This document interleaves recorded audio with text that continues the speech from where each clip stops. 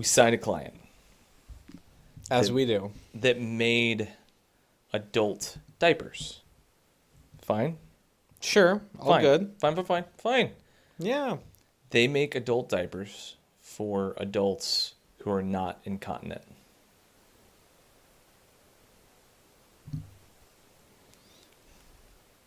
They make adult diapers for people who have specific preferences in the bedroom.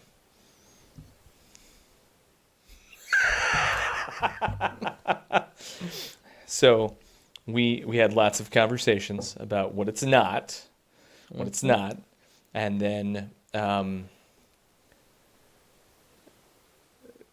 worked with them,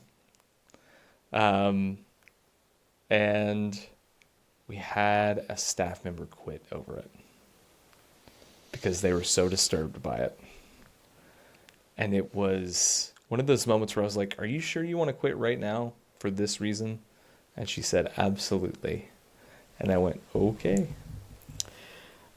It's one of my most favorite things ever. So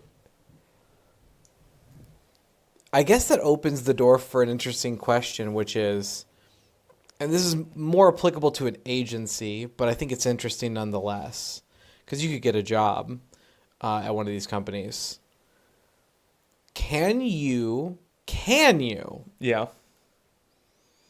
actually market a product that you disagree with?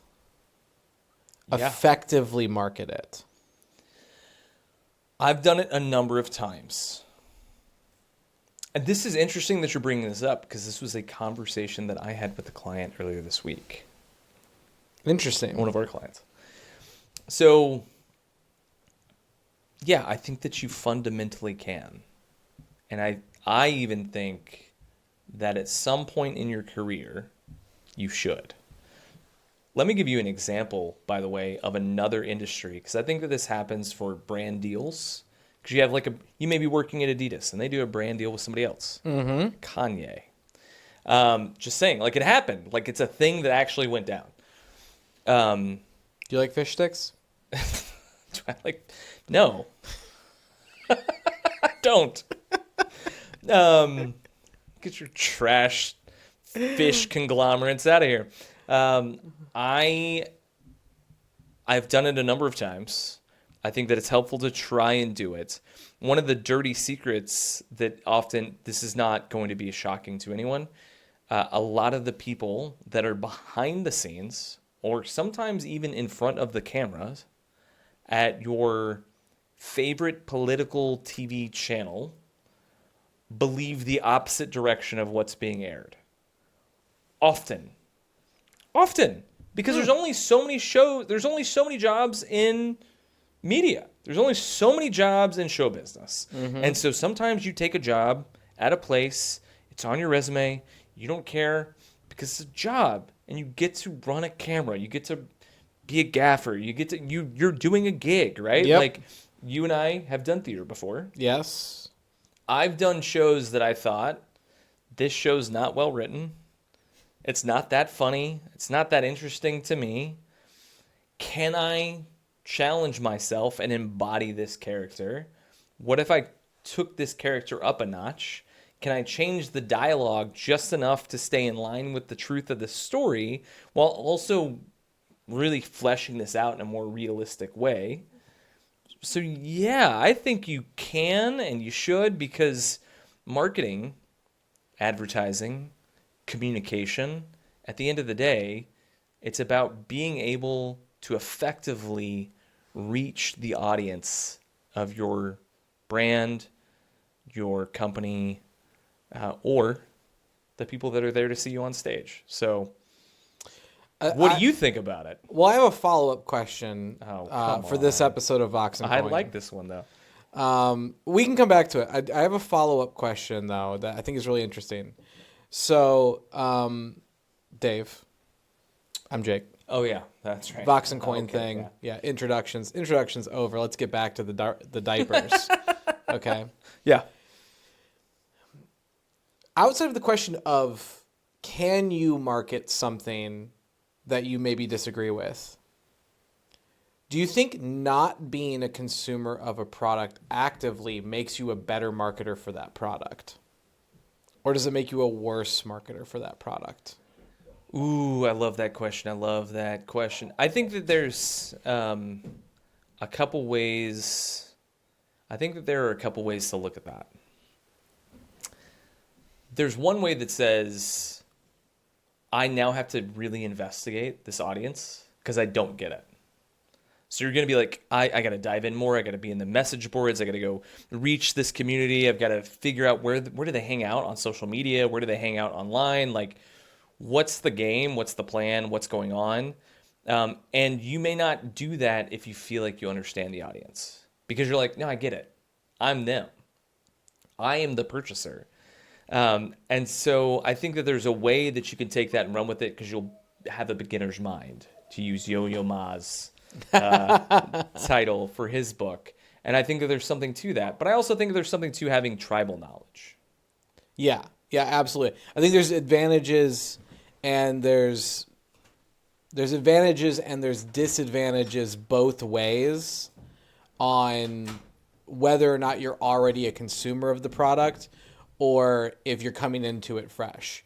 To your point, I really consider myself somebody who can get invested in something new. I love exploring and learning the new. And so I'll go deeper on a product or a service that I'm having to advertise now because I'm actually interested in learning something functionally brand new to me, and that expands my awareness and my knowledge set. But also, to your point, already knowing an audience, knowing their issues with a product, knowing their loves of a product or a service, that can go a long way. But the reason why I asked the question is, does that maybe trap you in your marketing strategies and concepts if you know too much about the product to begin with? I think it can. I don't think it necessarily does. It doesn't have to. Right. But I think one of the things that we do with brands is we make them personal to us. And it's one of the coolest. This is one of the reasons why I got into marketing and advertising, by the way. We never talked about this. But there's something that's unique. You receive Fruity Pebbles brand in a different way than I do. Okay. And I know this because your experience is fundamentally different than mine. Well, I've also never seen you on the Fruity Pebbles messaging board either, so... Look, man, I'm on the hardcore side of things. We're on the dark web. I think that there's we use language and we think that we know what each other means. So if I say brilliant to you, you may give me a different definition than what I mean. And we actually know, you and I, that if you say brilliant in the US, that's probably going to have a fundamentally different meaning than someone that says brilliant in the UK. Mm-hmm. Because we use them vernacularly differently. Brilliant. So I think that there's this thing where we're like, I understand what you mean. But the truth is, and I really actually believe this, you never know another person totally. Of course not. Yeah. And how could you? I've been married for 17 years. I'm just getting to know you. And she laughs and she, it's a whole game that we play. But there's some validity to that as well. There are things that I'll just never know what it's like to be in her mind, understand the things the way that she understands them. And so I can speak to an audience that I am a part of if I'm engaged with that audience in a meaningful way a lot better. Sure, for sure. I can also speak to that audience if I'm engaged with it and I have nothing to do with it and I just show up with one of our core value, the leading core value at our agency, which is curiosity. Show up with curiosity. And it's that old, It's a Walt Whitman quote, but Ted Lasso made it famous again.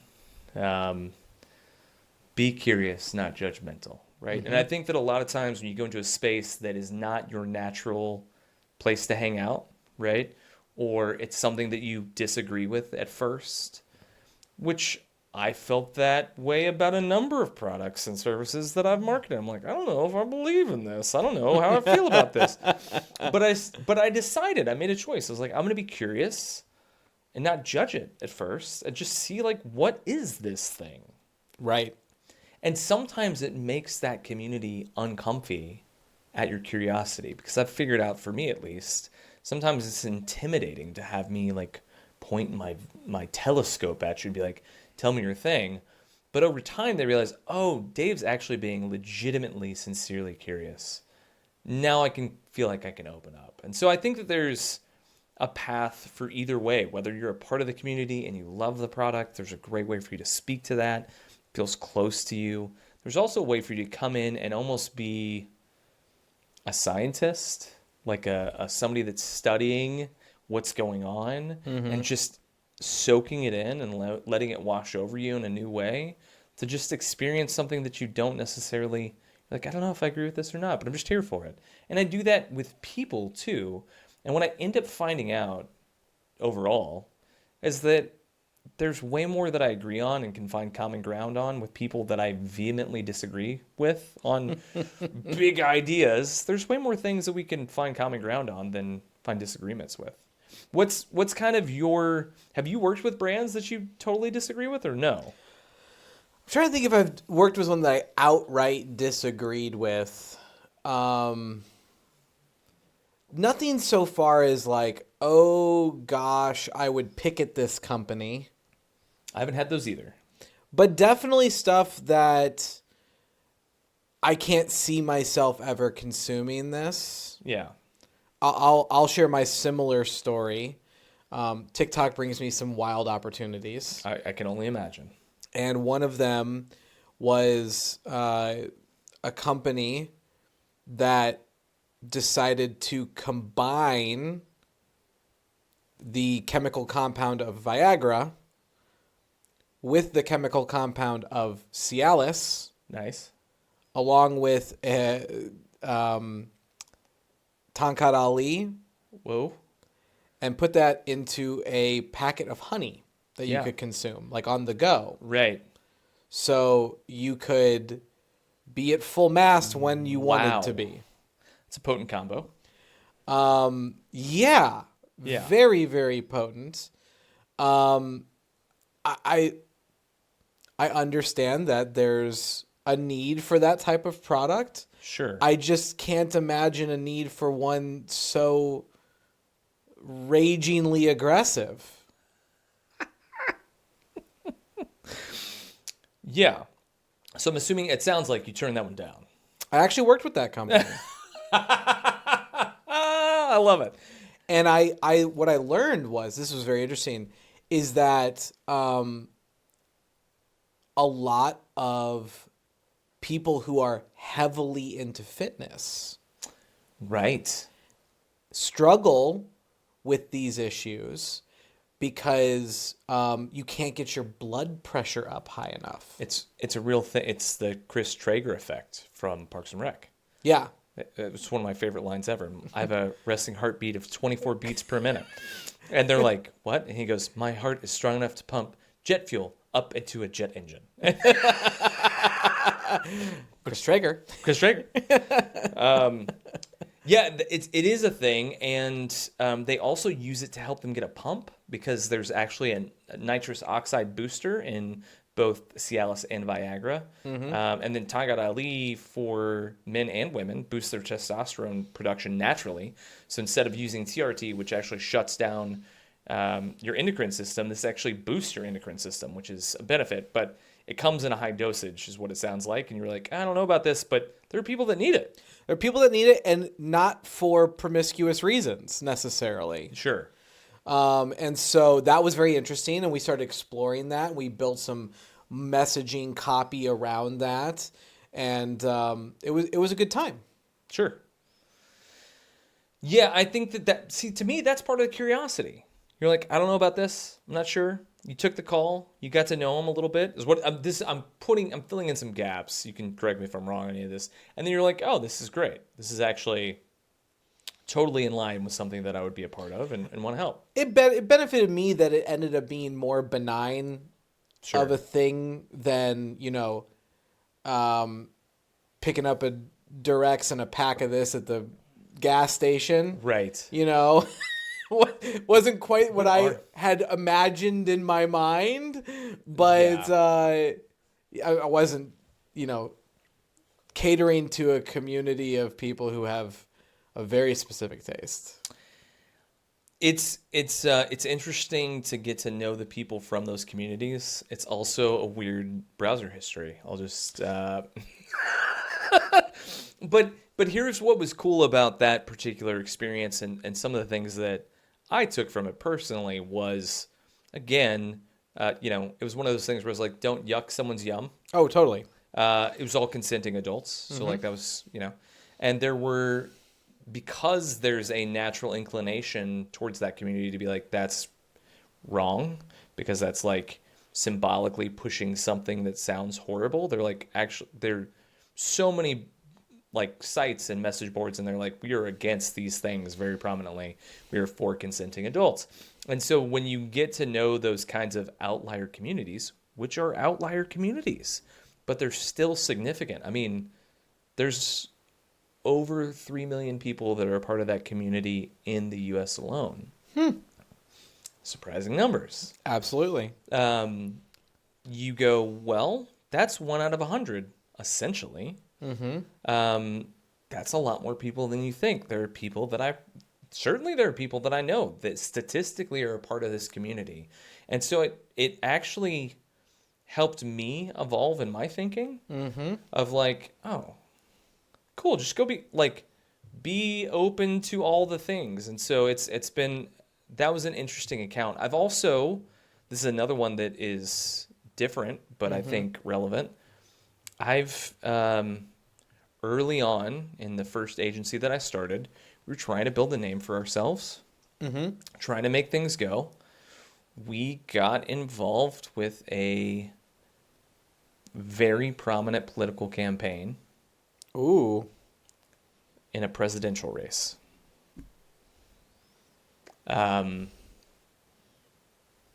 It was not somebody that I would have voted for.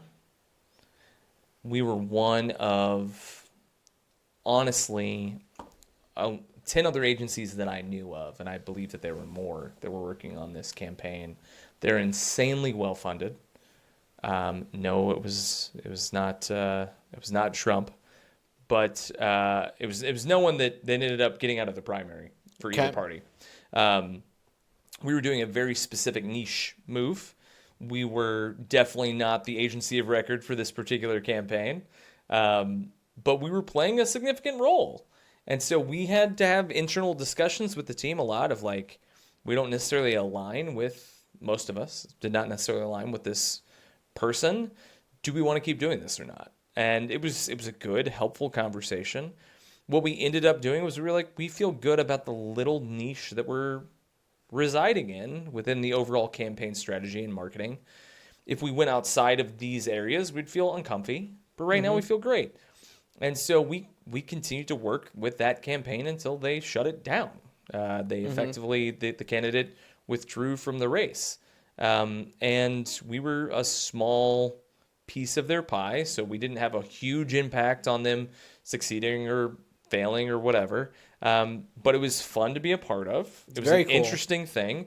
And I was able to carry that over into other campaigns, political campaigns, where we did work with candidates that I did want to back, that I thought were really cool and very interesting. And I really didn't like their opponent at all. And I was like, you're somebody that I think is worthy of, representing. Some of them are small. This city council, this state, at the federal level for this state, whatever.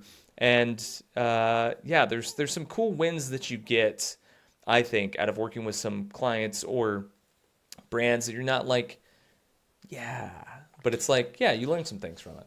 I think it's also interesting learning about the audiences of these things. And how your assumptions off the gate can be just wildly off. Yeah.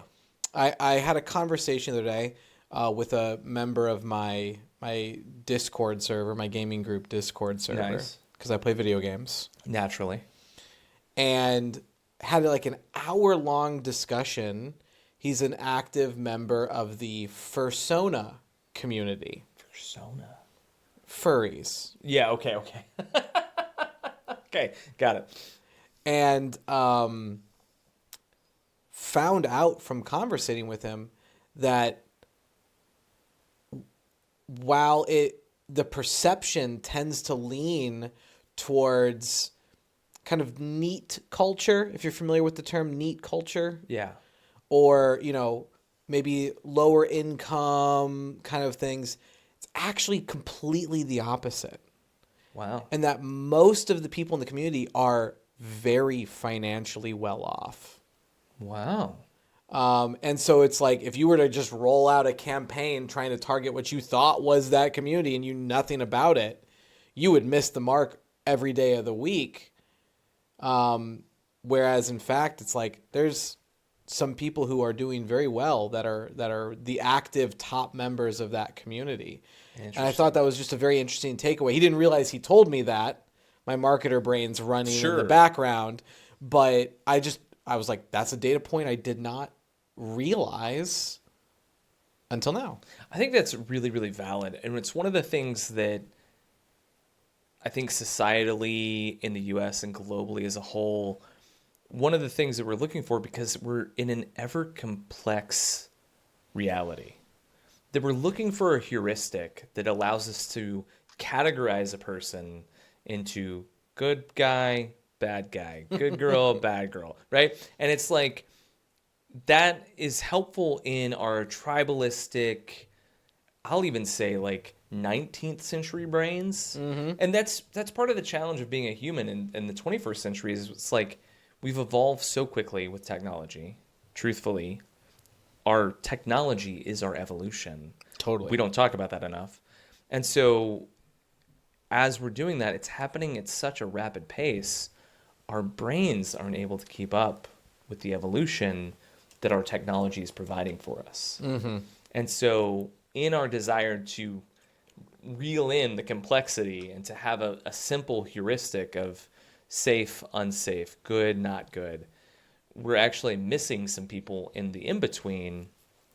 And it's why I love talking with some of my grandparents who I disagree with politically. Because what we come to in our conversation is I start to see their side more. They see my side better.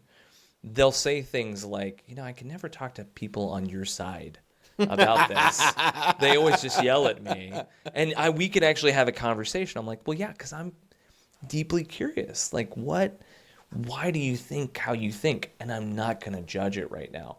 And there are going to be some people that really hate that about me. And I've had people who politically align with me that get very upset that I don't just, stick it to them. I'm like, either we're going to know each other, be friends, understand each other, be family, understand each other, or what are we doing? I'm interested your take on my opinion on something. Oh, beautiful. And this could start a hullabaloo. Those are the only kinds of blues that I like. Not the bear? Yeah. Yeah. Bare necessities. Yes.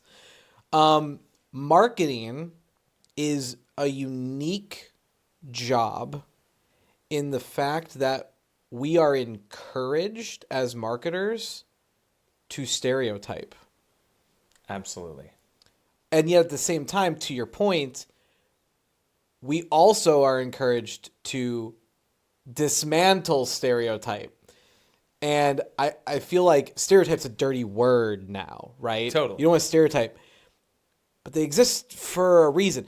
A lot of them are expanded to a point where they're comically wrong. Sure. But there's a reality in there. They come from something. Yeah. And marketers are kind of paid to take advantage of that to a degree. Yeah. I think that caricatures of anyone are fun if you're asking for them. So we just went to a Ren Fair this weekend, and it was all of our adult friends. We intentionally left the kids behind. We did Kid Ren Fair 2 weekends ago, and we go in and they're like, "Would you like an insult?" Was like one of the, which is hilarious. So when you say, "Yeah, I would like one. Give me an insult," that's different than when you're like walking on the street and somebody insults you. Invitation matters. Right. I think that when we're stereotyping people as marketers, as business people, we're thinking about our ideal customer persona. It's helpful as a heuristic to simplify what's going on. Mm-hmm. One of the things that I love about one of our technological partners, Social Signal, is that they give us a more nuanced perspective of our ICPs. And they show us some ideal customers that are not what our clients thought they would be. They're not what we thought they would be. Oh, yeah. And there's a new element of, hey, you didn't know that this segment actually really likes you. They really like your brand, your product, whatever. Or they're interested in your brand and product. They keep buying from your competitors, but y'all actually have a strategic advantage here. You should be advertising to them. And in reality, you and I know this, and I think that people watching or listening to this are aware as well. Heuristics are helpful when we're talking about big data sets. We're talking about an individual person. Oh, gosh. Statistics just go out the window. Yeah. And so, like, you as an individual can be so unique, so complex, so diverse, so absolutely just like one in a billion. And it's hard to account for that in marketing because we're looking at bigger swaths of data. And we're trying to hit not one that's really unique that loves Paw Patrol and VeggieTales. And, you know what I mean? But yeah, it's like, dude, they love VeggieTales. Great, we're going to hit them with some ads. Fantastic. We believe that that's like the right audience for us. And so you're trying to find people that have that greater appeal. So I think that there's a strategy to using and understanding how to simplify big data, but at the same time going, well, there's always going to be nuance within the data set, within the audience itself. Do you think it's possible to over-target a group in marketing where you get maybe too on the nose with a group of people? We're talking about that stereotyping element. Can you go too far with that? I think it depends on what it is, right? So, like, it depends on how much the audience takes the brand that you're representing and self-identifies with it. Okay. And, like, I'm going to pose it back to you in this way. So, like,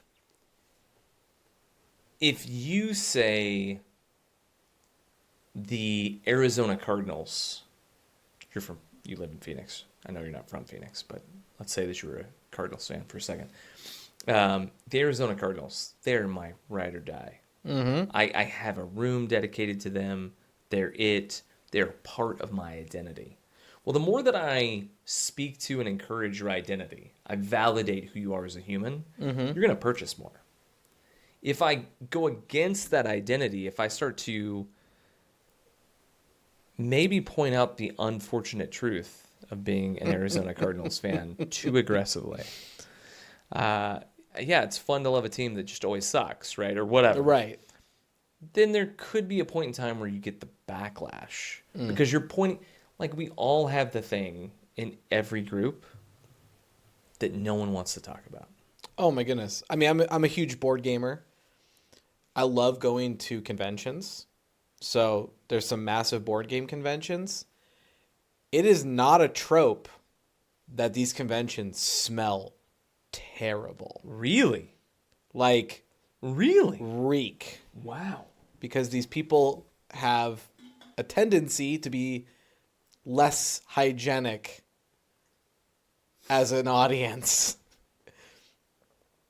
And so, like, that's a nasty but true. Sure. Nasty but true stereotype. I find that a lot of stereotypes have some validity, which is why they have a stereotype. some validity, may not be entirely true. And there's enough there, right? Like, Right. We are two white guys doing a podcast. There's a stereotype for that. There is. There is. And there's at least some truth to that. Mm-hmm. I also think that there are absolutely times where you buck the stereotype because individuals are a total wild card. Mm-hmm. So that's part of the fun. When you think about how you kind of do you ever account for the exception to the rule in the audience? And if so, how have you done that? For marketing, business leadership, because we also do this when we think about staff too. Like you and I know that you and I do this too. We try and get to know a person, use heuristics, kind of figure them out. But anyways, curious how you've used this before. How to use the exception to the stereotype.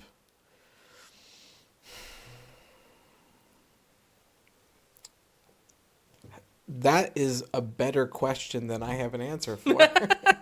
Sometimes I do that. I'm sorry. So one of the ways that I've done this Maybe you'll prime my pump. is I've found heretics within a specific community.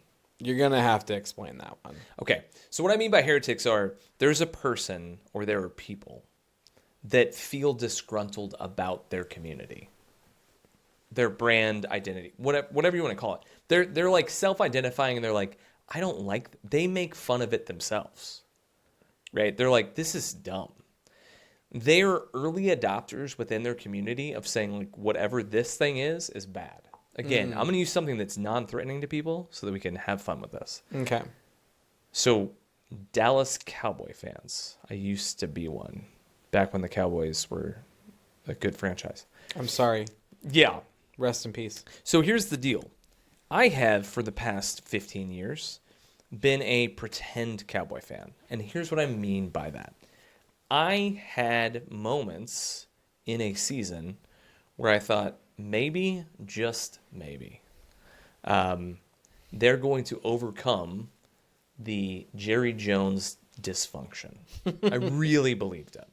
If you don't know who that is, he's the owner of the Dallas Cowboys. And he's owned them since 1987, 88, somewhere in there. So I thought maybe they're going to overcome it. They're going to get back to the glory days of the early 90s and like achieve something. And they've never been able to. And so what's interesting is more and more, it's not just become acceptable. It's become mainstream within Cowboys fandom. Again, I think that I'm outside of this stream at this point, and that's my wife saying that, not me. It's more and more acceptable to criticize the Cowboys organization and say it's a bad franchise, period, full stop. I mean, I'm from Chicago. The Bears are legendary for this. Right. We haven't had a good quarterback since. You've never when had did the NFL start? Yeah. You've never had a quarterback throw for 4,000 yards in a season. You're the only franchise that's ever had that happen. It's and crazy. it's original 6 franchise. Yeah, it's insane. Been around for over 100 years. So I think that there's this thing, right, where it's like there's a way to play with the heritage. If you would have said in 2005, 2006, 2007, 2008, the Cowboys can't figure it out, and they're never going to be able to figure it out as long as Jerry is there, because Jerry wasn't the one that helped them win the titles in the early 90s. It was Jimmy. Mm-hmm. There's no evidence that Jerry can do this.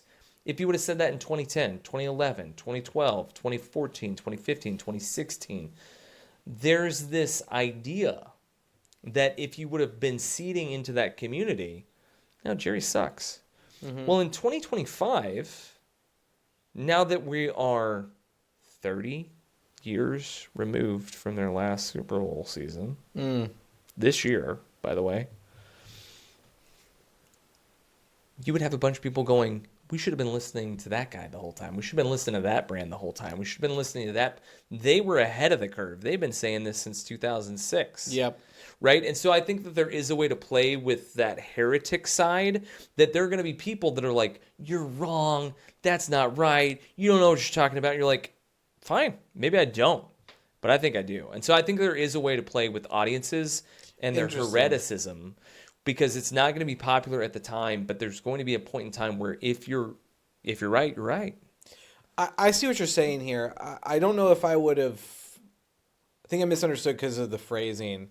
To me, that sounds like taking advantage of like community self-awareness to a degree, where you know the missteps in your community. Right? You know, because you're a part of it, because you're ingrained in it, you're still a part of that community in spite of those things. Sure. In some ways, yeah. And you're definitely going to have the people who are the vitrolic defenders of the sanctity of whatever the thing is, right? Totally. Like, but there is room to make fun of Marvel. Yes. For their string of terrible movies. Right?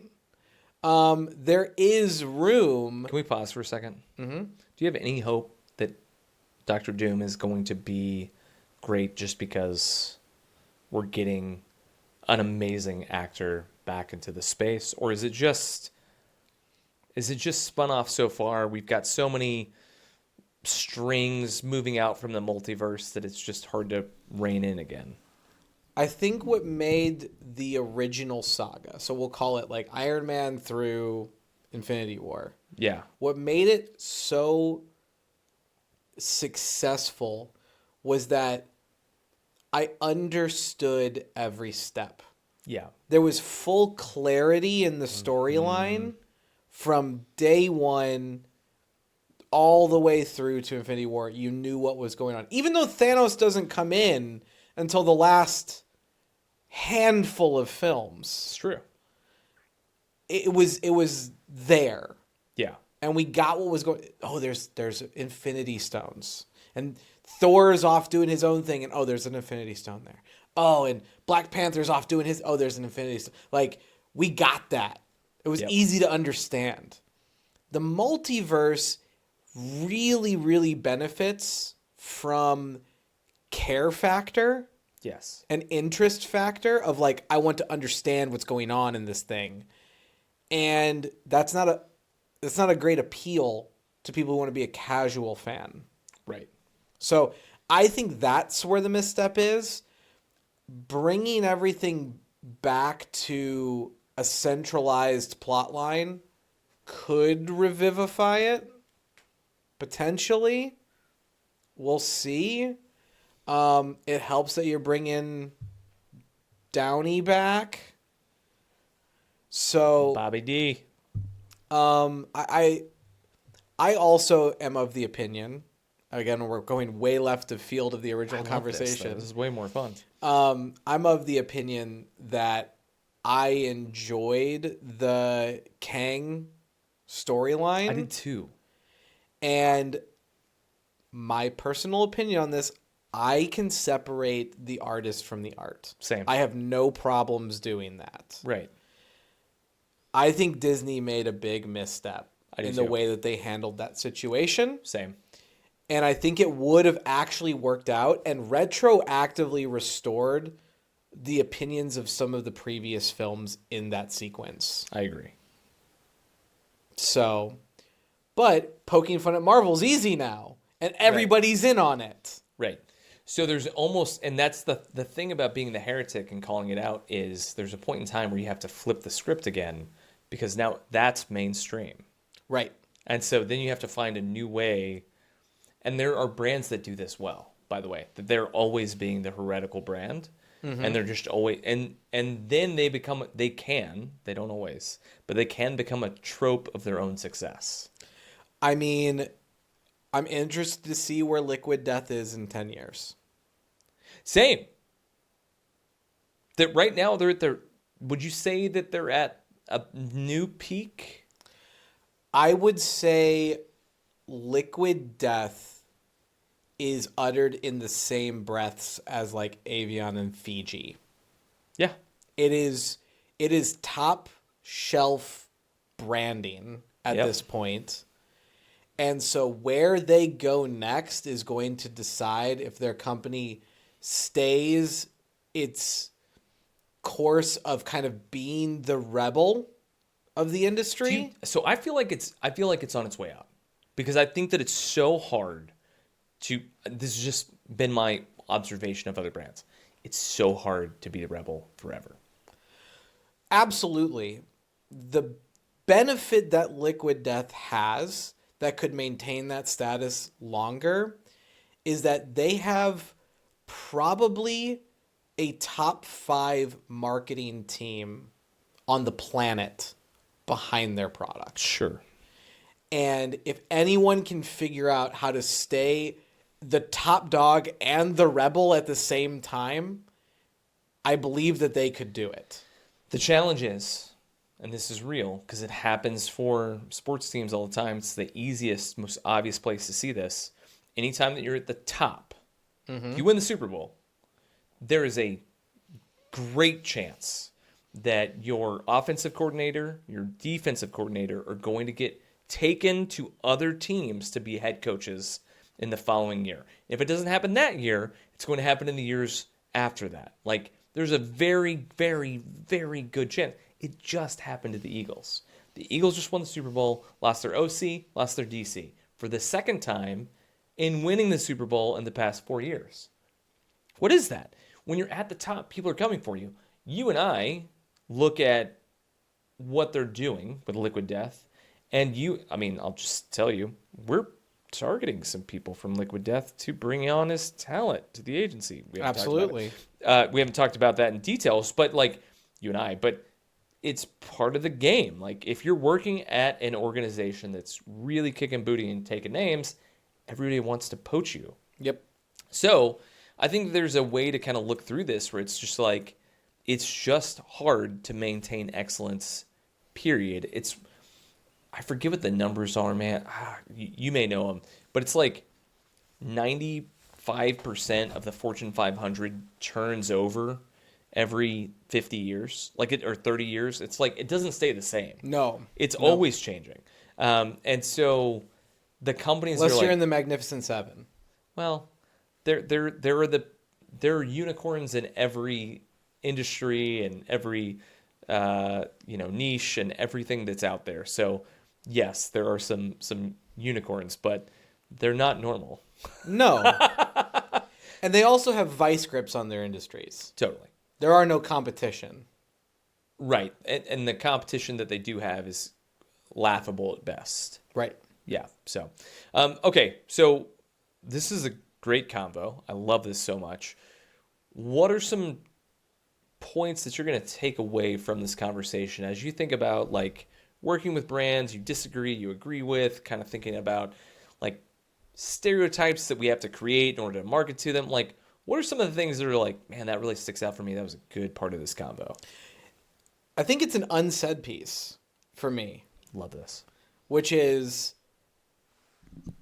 if you've been writing the same target, if you've been writing the same audience for a while, be brave and do something different. Because if your brand is as solid, as your product is as solid as it is at that moment, truly the product itself, you won't lose those people, but you have an opportunity to get a new set of people.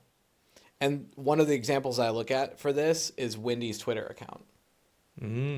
Wendy's did not have to become the roast master of the internet. It's true. But they did, and they're better off for it. 100%. They're better off for it. It's one of the most amazingly bold marketing campaigns to have a household name literally go through Twitter and just ream people. I think that it transformed their brand in a way that was so positive, it made them relevant in a time where they could have lost relevancy. Absolutely. Yeah. Absolutely. Yeah. And it had nothing to do with their product. Nope. It had nothing to do with their quality of service. Nope. It didn't change their logistics company. It wasn't a new, it was just, we're going to be bold and appeal to somebody new. Yep. That's it.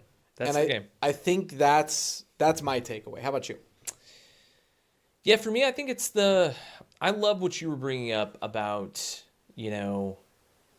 really engaging with the people that fit the stereotype and also challenging us as business owners, entrepreneurs, business leaders, marketers to be like, and also what about the outlier? And what does that look like?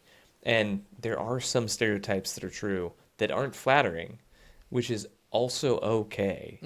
And can we reach those people in a humanistic way? Thinking about the gamer convention, is there a way to reach gamers?